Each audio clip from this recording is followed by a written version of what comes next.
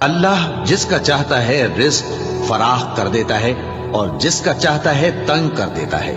और काफिर लोग दुनिया की जिंदगी पर खुश हो रहे हैं और दुनिया की जिंदगी आखिरत के मुकाबले में बहुत थोड़ा सामान है। और काफिर कहते हैं कि इस पैगंबर पर इसके परवरदिगार की तरफ से कोई निशानी क्यों नाजिल नहीं हुई।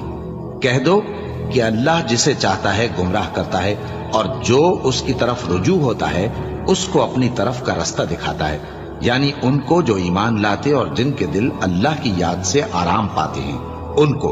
और सुन रखो कि अल्लाह की याद से ही दिल आराम पाते हैं। जो लोग ईमान लाए और अमल नेक किए उनके लिए खुशहाली और उम्दा ठिकाना है।